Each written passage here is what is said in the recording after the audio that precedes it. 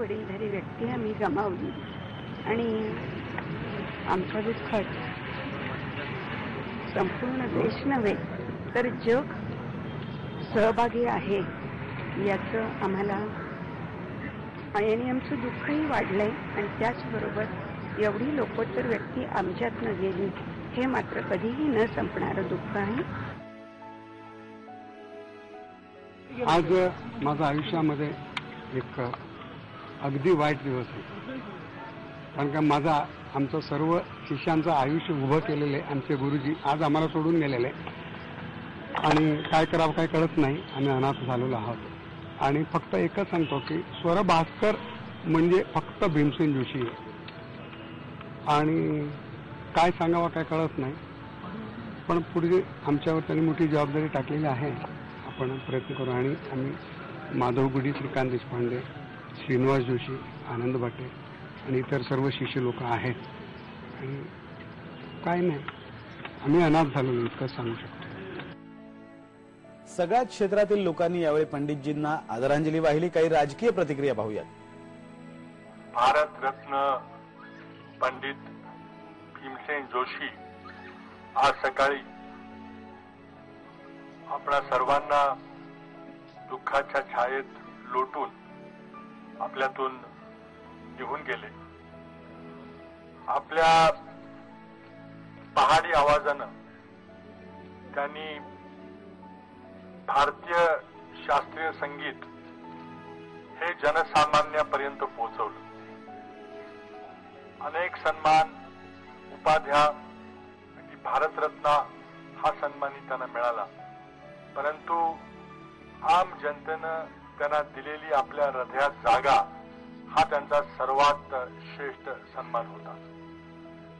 आज एका थोर कलाकाराला आपण मुकलो आहोत, परंतु पंडितजी देहरूपानं जरी आपल्यातून निघून गेले तरी त्यांचे स्वर हे कायमस्वरूपी आपल्या हृदयात घर करून राहणार आहेत आणि पंडितजींची आठवण आपल्याला नेहमी देत राहणार आहे. तमाम महाराष्ट्राच्या जनतेच्या वतीनं मी त्यांच्या सर्व कुटुंबियांच्या दुःखात सहभागी आहे आणि पंडितजींना मी विनम्र आदरांजली वाहतो. It's a sad day for the entire country and the world of music. Pandit Bhimsen Gururaj Joshi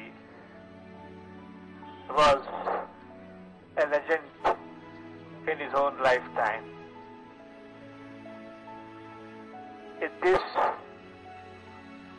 the era of improvisation of Hindustani classical music has somewhat come to an end with the passing away of this great maestro.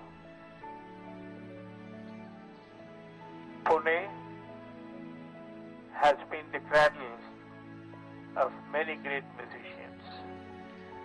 Savai Gandharva was one of the most famous, and Bhimsen Joshi ji was a disciple of Savai Gandharva. On behalf of Government of India, on behalf of Prime Minister Dr. Manmohan Singh, I have come here to offer my salutation, my pranam to this great maestro, one of the greatest musicians that we have seen. May his soul rest in peace. He has popularized the Kannada language at national and international level by singing Dasara Padagalu. He not only popularized the existing ragas, but also he is the author of several new ragas. By his death, the country lost a famous singer. I pray to God to give the strength to his family to bear the loss of this death. The state government had declared mourning for a day.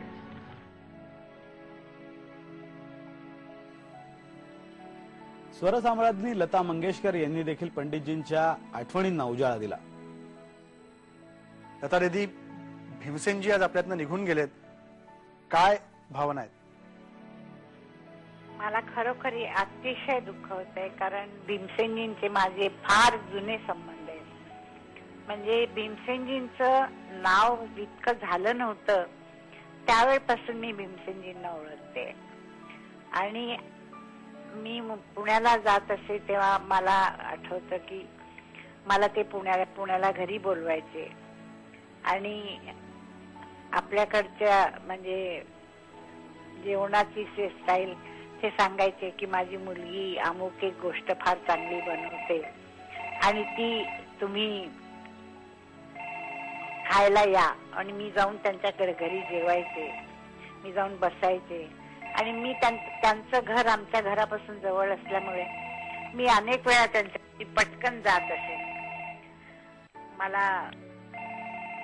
मी एवढंच म्हणू शकते की आज एक संगीताचा एक classical music मध्ये आज फार मोठा एक दरी निर्माण झाली आहे की आता असे लोक होणार नाहीत. अशा मी अगदी खरं दीदी की मला खरोखरी भयंकर दुःख होत आहे. अगदी खरं की दीदी, एक महत्वाचं की सवाई गंधर्व महोत्सवाच्या रूपानं त्यांनी अधिकाधिक तरुण गायकांना, हिंदुस्थानी शास्त्रीय संगीतातल्या सगळ्या तरुण गायकांना वेगळं व्यासपीठ देण्याचा प्रयत्न केला. शिष्यांना देखील त्यांनी वेगळ्या प्रकारे एक प्रेम दिलं मुलांच्या पलीकडे जाऊन. शास्त्रीय संगीताबद्दलचं त्यांचं जे योगदान आहे ते कधीही न भरून निघण्यासारखं आहे की ही पोकळी निर्माण झालेली आहे ती कायम राहणार आहे. पण स्वरभास्कराच्या असताना एक संगीत क्षेत्र पोरकं झालंय असं वाटत नाही आता? हो, अगदी नक्कीच पोरकं झालं. काय मी म्हणते की आता असा माणूस होणं शक्य नाही. म्हणजे असा गायक आणि अशी व्यक्ती त्यांना म्हणजे मी फार जवळून पाहिलेलं आहे की त्यांचं जे वागणं होतं आणि सगळ्या लोकांबरोबर ते कसे वागायचे. आणि रियाज ही त्यांच्या लाईफ मधली मोठी गोष्ट होती की ते